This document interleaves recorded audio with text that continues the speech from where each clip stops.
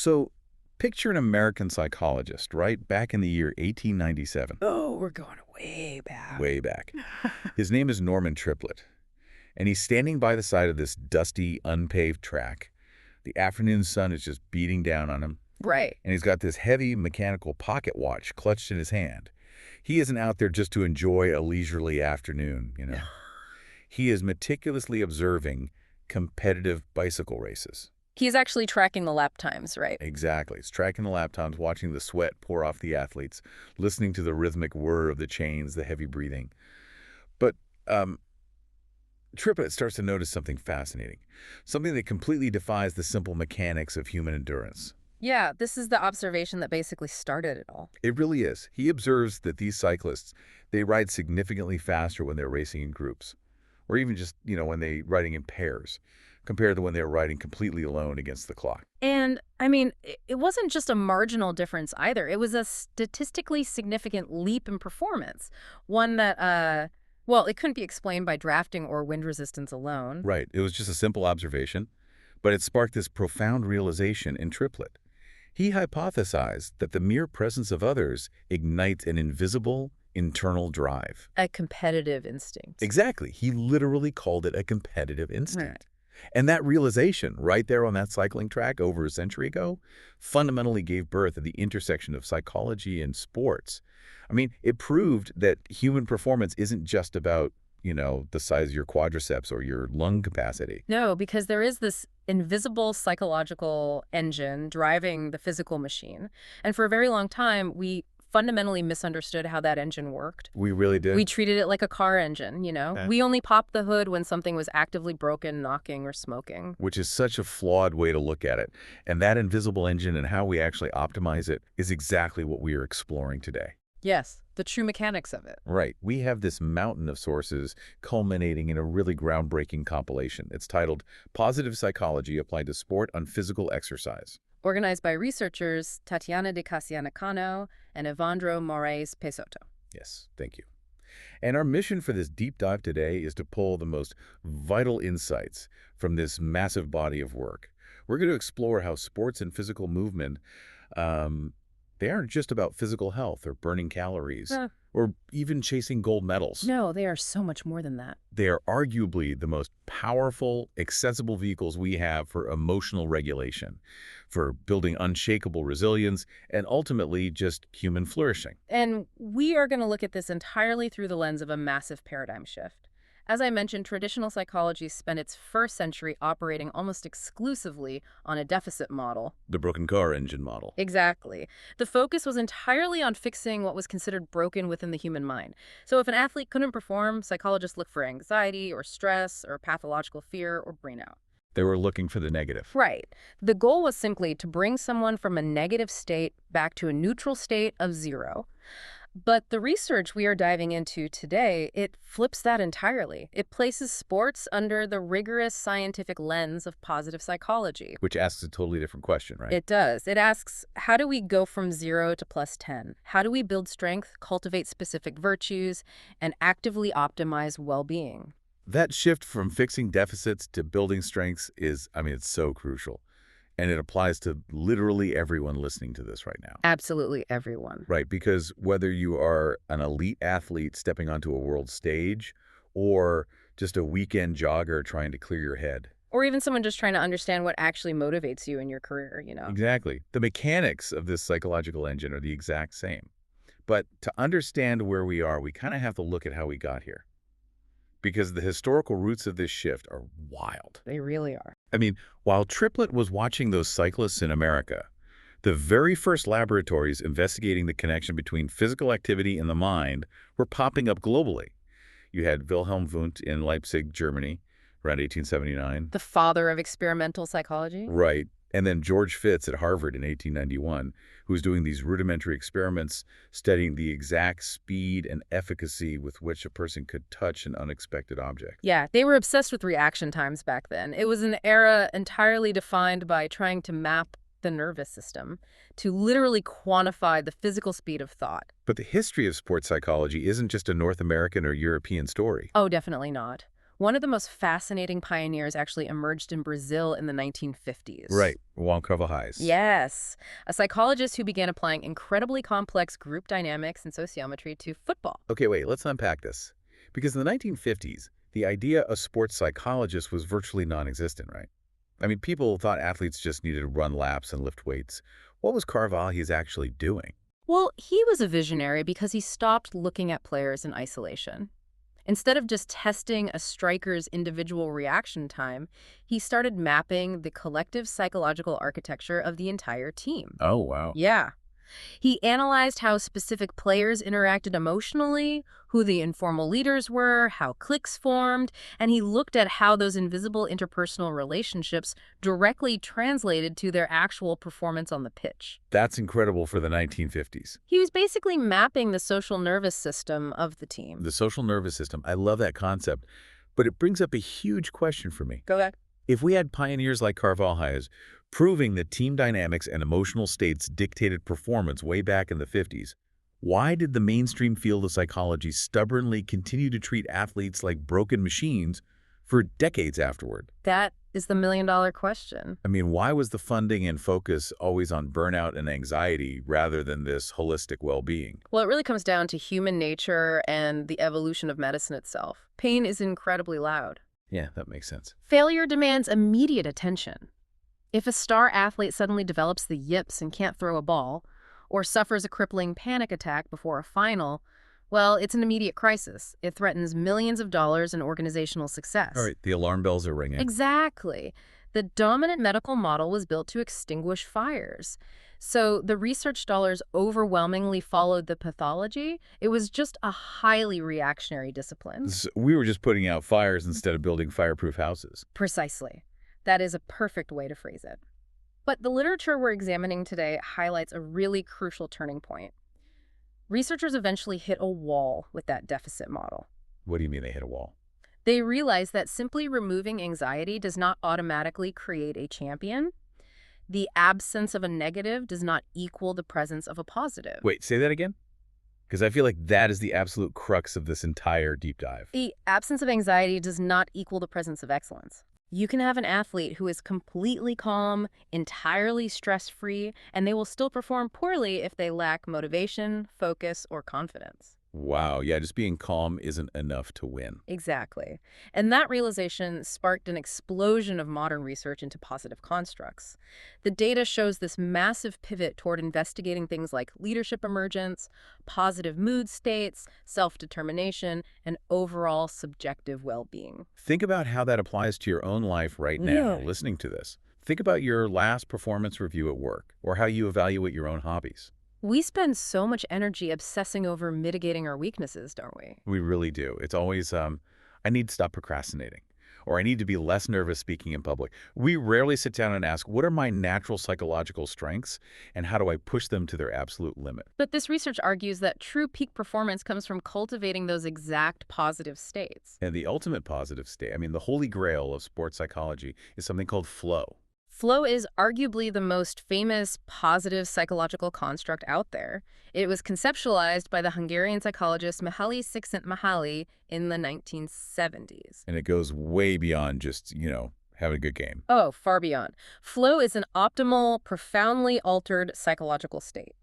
It is characterized by total immersion, intense focus, and immense intrinsic pleasure in the actual process of the activity itself. Completely divorced from the outcome. Completely. The sources break down his 9 specific dimensions of flow, and they are fascinating because they explain how this altered state actually feels internally. Let's look at just a few of them. Sure. The first one they mention is an action-attention fusion. What does that actually mean in practice? It basically means the gap between deciding to do something and physically doing it completely vanishes. You aren't consciously thinking, I need to move my left foot now. Right, there's no lag time. Exactly. You and the activity become one seamless entity. The cognitive friction just disappears. That's wild. And then you also see a total loss of self-consciousness, right? Yes.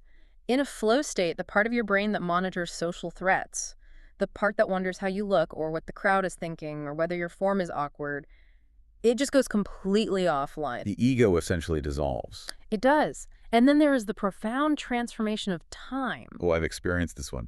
hours can feel like minutes. Or, conversely, a split-second decision can feel like it happens in slow motion.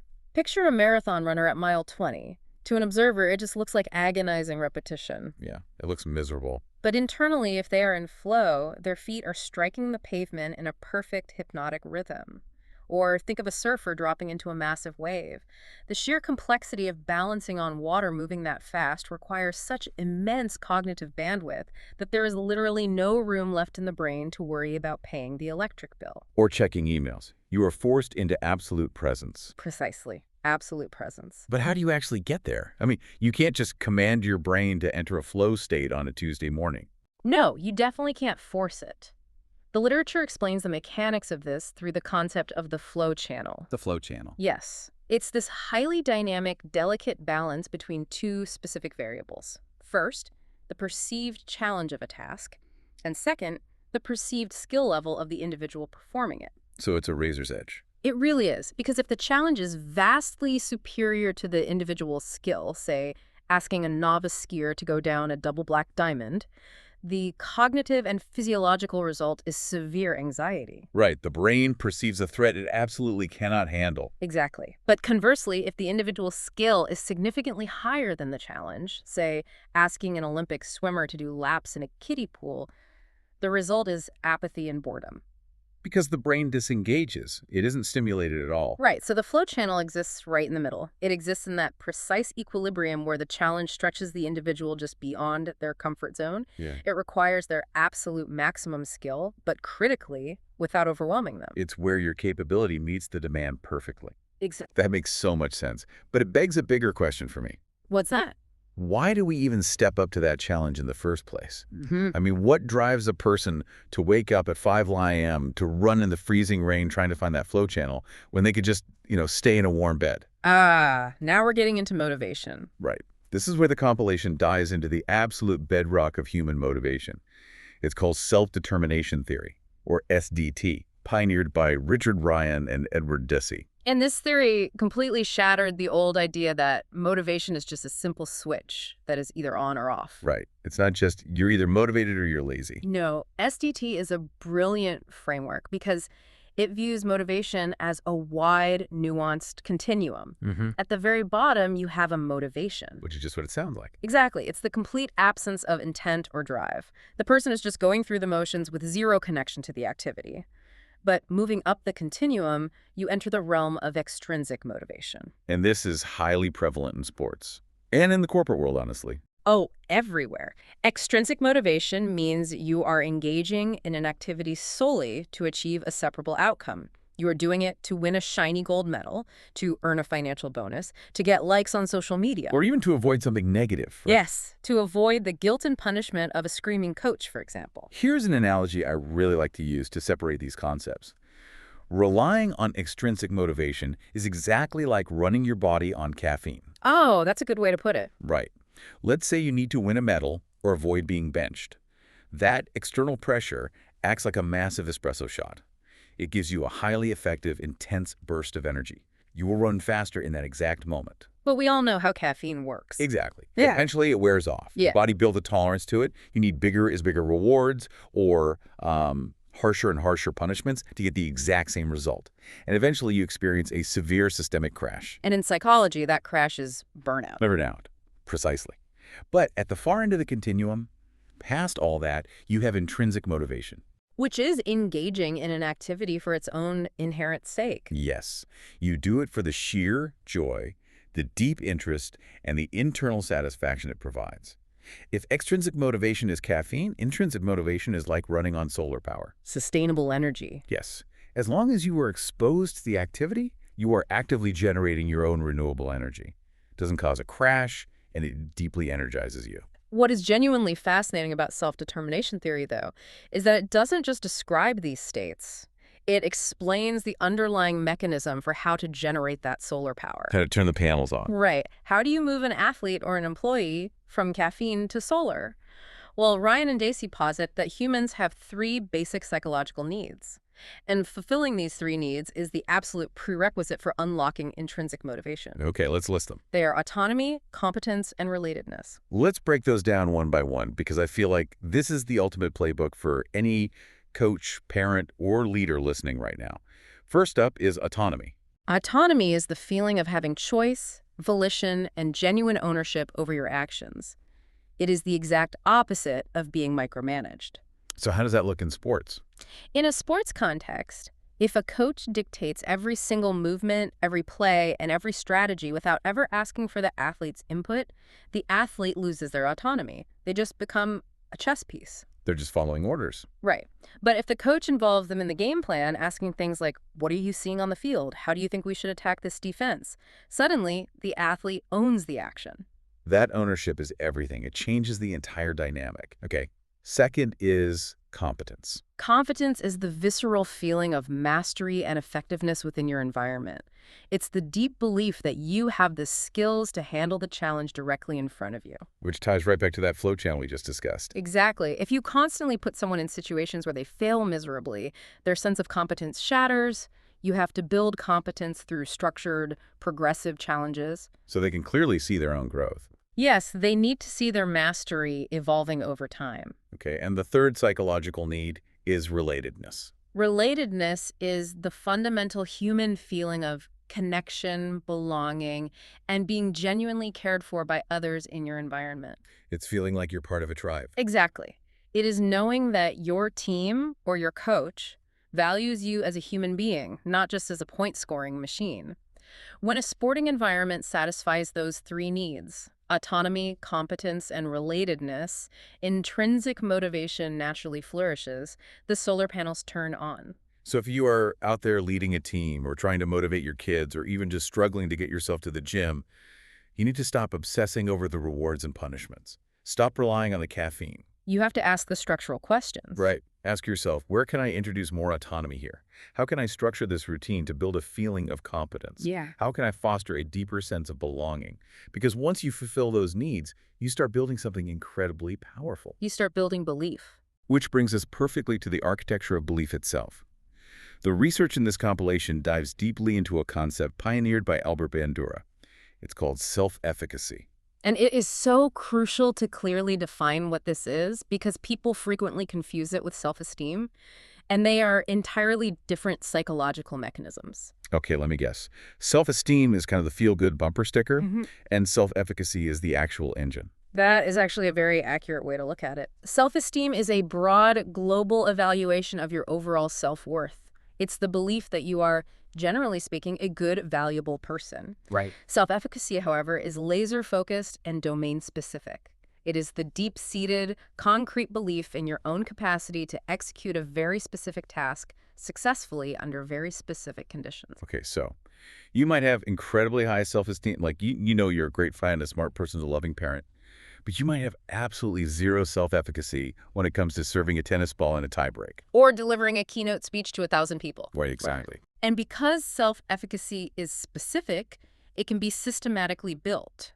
The researchers highlight a model adapted specifically for the sporting context by Deborah Feltz. She identified 6 fundamental sources, or pillars, from which a human being actively constructs their self-efficacy. And this isn't just abstract theory, right? No, this is a literal blueprint for building confidence. I love this part of the research because it is so entirely actionable. If you are listening right now and you are facing a massive challenge, maybe a marathon, maybe a huge career pivot, you can build your own psychological scaffolding using these exact 6 pillars. Let's walk through them methodically. Yes. The first pillar, and according to the data, the absolute most powerful source of belief is past performances. There is quite simply no substitute for actual lived physical success. When an athlete successfully executes a highly complex maneuver under pressure, it registers profoundly in their cognitive architecture. It's proof. It provides undeniable empirical proof to their own brain that they possess the necessary capability. The brain literally says, I survived this before, I conquered this before, therefore I can do it again. But let me push on that for a second. What if you are attempting something you've literally never done before? What if you don't have past performance to draw from? How do you build that pillar? Well, that is exactly where the art of coaching and structured training comes in. You have to engineer micro wins. Micro wins. Yes. You break the massive, impossible task down into such small, manageable components that the athlete can't help but succeed at them. You build the history of success artificially, step by step, until they have a solid reservoir of past performances to draw upon. That's brilliant. Engineer the micro wins. Yeah. I love that. Okay, the second pillar is vicarious experiences. This is deeply tied to our mirror neurons. Vicarious experience involves actively observing others succeeding at the task you want to accomplish.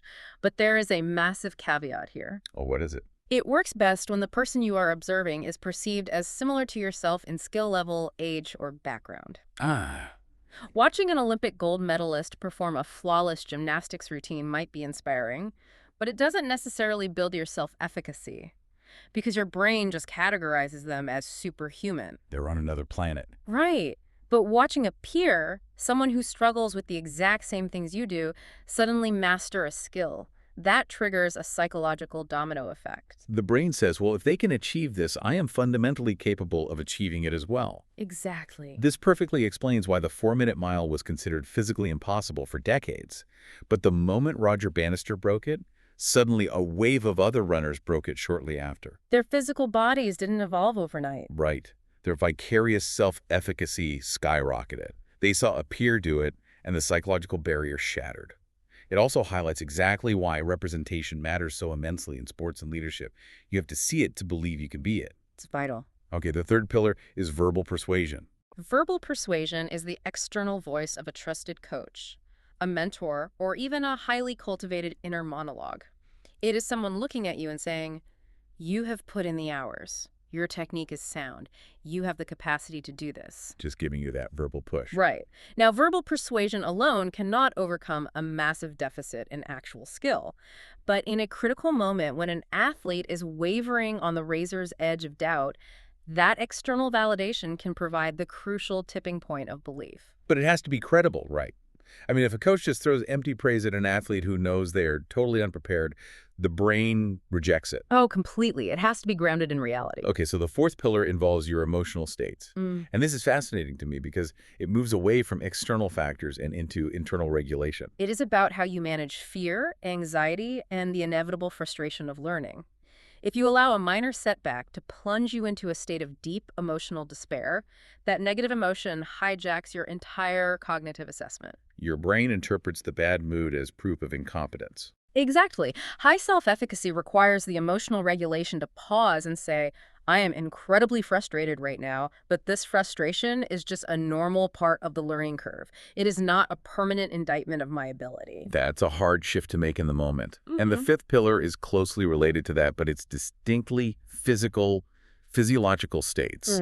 This completely blew my mind when I first read it because it is entirely about cognitive reframing. Yeah, it is about how the mind interprets the body's raw data. When any athlete, regardless of their skill level, stands on the starting block of a major race, their physiological response is basically identical. Right. Their heart rate elevates dramatically, their palms sweat, a massive surge of adrenaline and cortisol floods their nervous system. It's the ancient fight-or-flight response. We're wired for it. We are. But here is the critical divergence. An athlete with low self-efficacy interprets this massive physiological arousal as panic. They think, "My heart is pounding, my hands are shaking, I am terrified, I am going to fail." The physiological state actively degrades their belief. They spiral. Right. But an athlete with high self-efficacy, they interpret the exact same raw physical data in a completely different way. They feel the pounding heart and the adrenaline, and they tell themselves, "My body is waking up, my nervous system is priming me for explosive power. I am ready." They reframe the anxiety as excitement. They reframe anxiety as readiness. That is a literal superpower. Just Yep. flipping the script on your own biology. It truly is. And the final sixth pillar is imaginal experiences. Visualization. Yes. The realm of rigorous, detailed visualization. Because the human brain is remarkably bad at distinguishing between a vividly imagined scenario and a physically executed one. Really? Yes.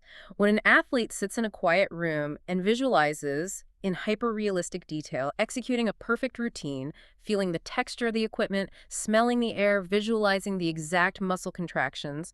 Their brain is neurologically rehearsing the success. They're firing the same neural pathways. Exactly. So when they finally step onto the field, their brain feels as though it has already succeeded 1,000 times. You see this all the time with Olympic downhill skiers at the top of the mountain. They have their eyes closed, physically swaying their bodies as they run the entire course in their minds before pushing off. They are building that sixth pillar right before the race. And the research proves how crucial this entire six-pillar architecture is. Systematic reviews show that self-efficacy isn't just a nice feeling. It is highly predictive of two massive outcomes: consistent high performance and the ability to recover from catastrophic injuries. It essentially serves as a psychological shock absorber.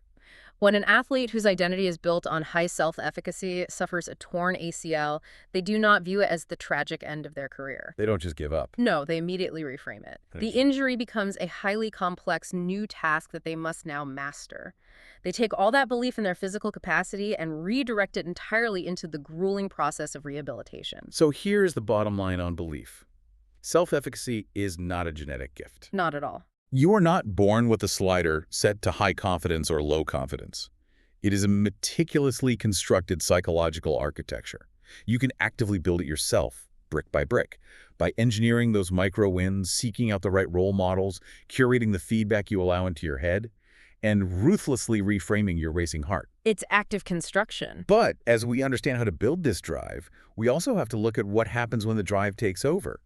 And that brings us to a concept that sits at the very core of why we pursue these challenges: passion. The word passion is almost universally thrown around as an absolute positive in our culture. Follow your passion, we're constantly told. Right, it's on every motivational poster. Exactly. But the research introduces Robert Vallerand's dualistic model of passion, and this forces us to ask a deeply counterintuitive and honestly uncomfortable question. Which is it actually possible to love a sport or a career or an art form too much? And Vallerand's model suggests that the answer is unequivocally yes. It depends entirely on the structural nature of that love. He elegantly divides passion into two distinct, diverging paths: harmonious passion and obsessive passion. Harmonious passion is what we all strive for. It is considered highly adaptive. In this state, the individual deeply loves the sport and they freely choose to engage in it. It's their choice. Yes. Yeah. The sport is an important part of their identity, but crucially, it is integrated into a broader, balanced life. They value their family, their education, their outside friendships. Because it is harmonious, they remain in total control of the activity. Right, so an athlete with harmonious passion can miss a day of training to attend their best friend's wedding, or they stay home because they have a fever and they don't experience a crippling existential crisis over it. They know who they are without the uniform on. Exactly. But obsessive passion is the dark side of the coin. Obsessive passion is deeply maladaptive. In this scenario, the individual doesn't control the passion. The passion strictly controls the individual. It takes over. It becomes a psychological tyrant. It consumes their entire identity, forcefully marginalizing and suffocating every other aspect of their existence. If they are forced to miss a single training session due to a legitimate illness or a family obligation, they don't just feel mildly disappointed. They spiral. They experience profound anxiety, crushing guilt, and a catastrophic loss of self-worth. Their entire value as a human being is tied to their daily performance. It sounds utterly exhausting. It sounds like a straight path to physical and psychological burnout. Right. And the compilation highlights a really brilliant real-world application of this. There is a detailed empirical study analyzing a high-performance under-21 volleyball team. Yes, the researchers wanted to see how these different types of internal drives actually played out on the court under immense pressure. And what do they find? They analyzed the motivational profiles of these young athletes and found a really stark divide. The data clearly showed that athletes who were driven by intrinsic motives, which, as we know, aligns closely with harmonious passion, they operated with what the researchers called a success orientation. A success orientation, meaning their primary drive, their engine, is the pursuit of excellence. They are focused on the joy of mastering a skill, the thrill of executing a perfect block, or the intellectual challenge of outsmarting the opponent. They are, simply put, playing to win. Exactly. They play to win. But on the other side of the net, you had athletes driven by obsessive passion and extrinsic pressures. these athletes exhibited a failure orientation. That sounds dangerous. It is. Their entire psychological engine was fueled by fear. They weren't motivated by the joy of a perfect spike. They were motivated by the sheer terror of missing the block, losing the point, and facing the humiliation of their peers or the wrath of their coach. So they weren't playing to win. No, they were desperately playing not to lose. Wow. And you can imagine what that looks like on the court. When you're playing out of sheer fear, your body tenses up. You stop taking calculated risks. The chronic state of fear that characterizes obsessive passion fundamentally alters your cognitive function. It drains mental resources, completely stifles creativity and peripheral vision on the court, and inevitably leads to severe emotional exhaustion. Because your nervous system is constantly on high alert. Exactly. You cannot sustain peak performance when your nervous system is constantly reacting to a perceived threat. This is such a sobering reflection, not just for athletes, but for anyone listening. Mm. Think about your own deeply held pursuits, your career, your side hustle, your creative projects. I really urge you to examine the nature of your drive. It's a tough mirror to look into. It is. Are you controlling your passion? Do you decide when and how to engage with it harmoniously, leaving room for the rest of your life? Or is your passion controlling you? Does a bad day at work or a failed project dictate your fundamental worth as a human being? Recognizing that distinction is the very first step in building what we might call emotional regulation. And that brings us to an incredibly important pivot in the research, looking at how we can actually teach these regulatory skills before the passion becomes obsessive. Right. And the researchers focus intensely on the school context here, arguing that physical education and youth sports are arguably the greatest untapped laboratory for teaching emotional intelligence. Which is so true. We spend so much time teaching kids algebra and grammar, but we rarely teach them how to process the overwhelming surge of adrenaline and disappointment when they fail publicly. We just expect them to figure it out. Exactly. But the research introduces a brilliant framework developed at Yale University called the RULER approach. RULER. It is an acronym that provides a systematic method for developing socio-emotional skills. Let's walk through what it stands for. It stands for Recognize, Understand, Label, Express, and Regulate. And the authors of this compilation argue powerfully that the physical education environment is unparalleled for applying this exact framework. Because think about a traditional classroom. It is highly structured, mostly static, and emotional outbursts are generally suppressed. But where else in a school setting are children consistently and safely exposed to immediate visceral frustration? The playground and the gym. Exactly. They face the complex friction of teamwork, the intense physiological arousal of competition, and the stark, undeniable reality of winning and losing. They are emotional pressure cookers. Let's look at how RULER actually applies in that setting. Okay. Imagine an 8-year-old playing soccer. They step up to take a crucial penalty kick, and they miss wildly.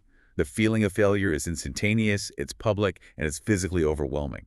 They might want to scream, throw the ball, or just quit entirely. Which is a totally natural reaction for an 8-year-old. Right, so the RULER approach gives the physical education teacher, or the coach, a structured way to intervene. First, they help the child recognize what is happening physically. So the coach might say, "I see your fists are clenched and your face is red." Validating the physical state. Then they move to understand. They say, why are we feeling this way? It's because you really wanted to score for your team, and you missed.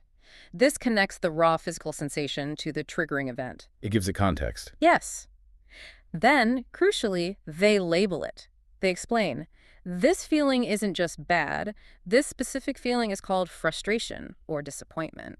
Labeling is so incredibly powerful because it takes this massive, scary, abstract feeling and puts it in a neat little box, gives the child vocabulary.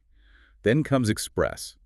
The coach says, it is okay to feel frustrated, but how do we express that safely? We don't kick our teammates. You can take a deep breath, or we can say, I'm mad out loud. And finally, regulate. How do we process this so we can get back in the game? We shake it off, we reset, and we try again. Through that framework, sports become a vehicle for teaching kids that emotions are data, not directives. Just because you feel intense anger doesn't mean you must act angrily. Learning to process that raw emotional data is the absolute bedrock of the next major concept the research tackles: resilience. And the history of resilience research is actually a perfect mirror for the paradigm shift we talked about at the very beginning of this deep dive. How so? Initially, resilience wasn't studied as a positive trait at all. It was studied entirely through the lens of psychopathology. Back to the broken engine model. Exactly. In the mid-20th century, researchers like Norman Garmese were deeply focused on children growing up in highly adverse, severely impoverished, or abusive environments, particularly children of parents with severe mental illness like schizophrenia. Right. The initial research question was fundamentally deficit-based. Why do these children invariably fail? How do these toxic environments create psychological pathologies?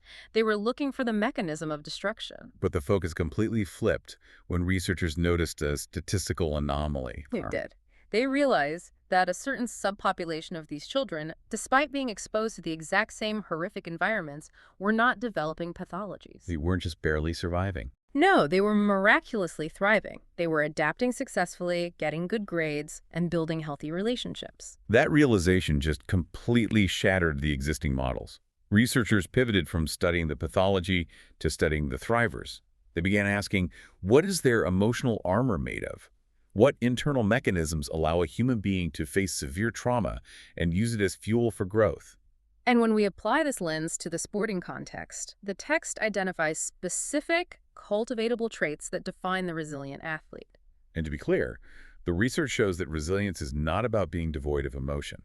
It's not about being excessively tough or just suppressing your feelings like a robot. No, not at all. The traits of true resilience include a remarkably high tolerance for frustration, the ability to maintain tightly focused attention even under extreme duress, a high degree of empathy for teammates, and perhaps most importantly, cognitive flexibility. Cognitive flexibility is the absolute defining characteristic of true resilience. There is this deeply ingrained societal misconception that resilience means bouncing back to your original shape, much like a rubber band snapping back after being stretched. That's how everyone uses the phrase, bouncing back. Exactly. But true psychological resilience is not about returning to the exact same state you were in before the adversity. Because that's literally impossible. It is impossible. The adversity inherently changes you. The injury, the devastating loss, the failure, it leaves a mark. True resilience is the capacity for cognitive flexibility. It is the ability to adapt to the new reality, to integrate the painful experience into your understanding of the world, and to actively grow through the adversity rather than just surviving it. And sports provide this incredible, relatively safe microcosm for practicing this exact skill. When you lose a championship match, your life isn't over, but the emotional pain is real. Very real. You learn how to lose, how to sit with the bitter disappointment, how to process the loss through that ruler framework, and how to adapt your training so you can step back onto the field next season as a fundamentally different, more knowledgeable competitor. You aren't bouncing back, you're moving forward, altered but stronger. And as we understand how sports forge this adaptive power, we must examine how this translates to some of the most challenging physical and psychological circumstances a human being can face. This brings us to a profoundly impactful section of the research focusing exclusively on Paralympic athletes and the world of adaptive sports. This is an area where I think we really need to confront our own biases. Society at large often views physical disability almost entirely through a lens of deficit. The entire narrative is usually framed around tragedy, around what the person has lost or what they physically cannot do. And because of that pervasive narrative, one might naturally assume that athletes with severe physical disabilities, like spinal cord injuries, amputations, congenital conditions, would logically have a significantly lower baseline of subjective well-being compared to non-disabled athletes. It seems like the logical assumption based on society's framing. Right. I mean, the societal logic suggests they have suffered a massive loss, so their happiness must naturally be lower. But does the actual research support that assumption? That societal assumption is entirely dismantled by the empirical data presented in the text. This is perhaps one of the most profound revelations in the entire compilation. What does the data say? The studies documented show absolutely no significant difference in the subjective well-being of Paralympic athletes compared to elite athletes without disabilities. None. Like statically zero difference.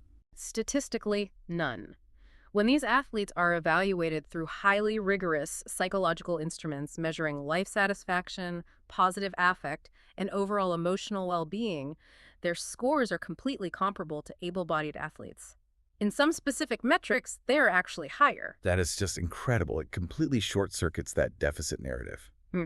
But how does positive psychology explain that? I mean, how can someone who has experienced such profound physical trauma reach those levels of flourishing? The researchers explain this phenomenon using Martin Seligman's PERMA model, which is widely considered the foundational theory of human well-being. PERMA is an acronym that outlines the 5 essential elements required for a human to flourish: positive emotions, engagement, relationships, meaning, and accomplishment. Okay, PERMA. Right. And the text argues that adaptive sports provide a miraculously robust platform for fulfilling every single one of these 5 domains, entirely superseding the physical limitation. Let's map that out letter by letter. Take a wheelchair rugby player, for instance. First is positive emotions. They are still experiencing the visceral thrill of high-speed movement, the adrenaline of a massive hit, the absolute joy of the game. Exactly. The physical mechanism of the sport might look different, but the neurochemical reward in the brain is exactly the same. Right. Next is engagement. Engagement is about finding that flow state we discussed earlier. When a Paralympic skier is navigating a downhill course, they are deeply immersed in the flow channel.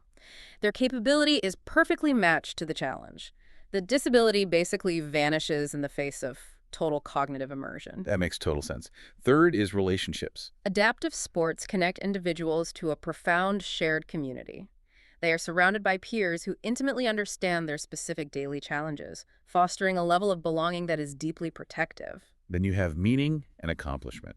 The sport provides a massive sense of purpose. They are representing their country, pushing the boundaries of human potential, and achieving highly tangible, visible accomplishments.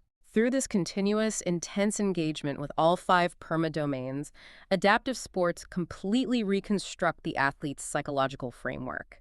It elevates their self-esteem, fosters a profound sense of agency and empowerment, and radically shifts their body image. They stop evaluating their bodies based on what is missing or broken. Exactly, and they begin celebrating their bodies entirely for what they can achieve and execute. It is the ultimate testament to the concept that well-being is not dependent on a perfect physical vessel, but on the presence of purpose, connection, and mastery. And the protective power of those elements leads us to the final and undoubtedly the heaviest topic we must cover today. Yeah. The compilation dedicates significant focus to a critical, heartbreaking public health crisis: the use of sports and physical exercise as a literal, life-saving protective factor against adolescent suicide. It is a really difficult topic to pivot to, but the evidence presented here is absolutely vital for every parent, educator, and policymaker to hear. The statistics surrounding adolescent depression, self-harm, and suicidal behavior are alarming on a global scale. We are facing a true crisis of despair among young people. We really are. And the text systematically outlines how the introduction of regular physical exercise and team sports acts as an incredibly powerful protective barrier against this despair. The researchers break this down into 2 distinct life-saving mechanisms: direct and indirect. Let's examine the direct mechanisms first, because this is primarily about neurochemistry and physiology, right? Precisely. The direct mechanisms are immediate and deeply biological. When an adolescent engages in vigorous physical activity, their brain undergoes a radical neurochemical shift. There is a measurable, sustained release of endorphins, which are natural painkillers, along with massive boosts in neurotransmitters like serotonin and dopamine. So they act as powerful, natural mood stabilizers. Yes. Furthermore, vigorous exercise directly regulates sleep architecture. Deep, restorative sleep is often severely disrupted in depressed adolescents, creating a vicious cycle of fatigue and emotional dysregulation. Exercise physically forces the body into deeper recovery states. And there's direct psychological impact on self-image, too. We talked earlier about building competence. When an adolescent who feels utterly powerless in their life goes to a gym, lifts a weight they couldn't lift a week ago, or runs a mile faster than they did last month, it provides undeniable physical proof of their own competence. It directly counteracts the internal narrative of worthlessness that drives so much severe depression. But the indirect mechanisms are arguably even more powerful, right? Because they address the sociological roots of despair. They do. By joining a sports team, a running club, or a martial arts dojo, that adolescent is suddenly integrated into a structured social network. They gain an immediate, tangible sense of belonging. As we discussed with self-determination theory, relatedness is a fundamental human need. Especially in a world where adolescents feel increasingly isolated and disconnected behind screens. A sports team forces physical, cooperative interaction. The researchers also note that participation in sports dramatically alters an adolescent's social environment. Being part of a team often reduces the likelihood of being targeted by severe bullying because they have a built-in peer support system. And crucially, it provides structured time and access to adult mentorship from coaches. A good coach can spot the signs of distress long before a parent or a classroom teacher might. In a very literal, measurable, and profound sense, the physical act of movement preserves human life. It creates an environment where the adolescent feels seen, valued, physically capable, and deeply connected to a community. It ceases to be just a game. It becomes a vital public health intervention. It truly does. Which brings us to the culmination of this massive journey. We have traversed the entire landscape of this incredible compilation. We started with Norman Triplett clutching a stopwatch in 1897, wondering why we run faster together. And we've covered so much ground since then. We've explored the hypnotic fusion of flow, the solar power of intrinsic motivation, and the architectural blueprints of self-efficacy.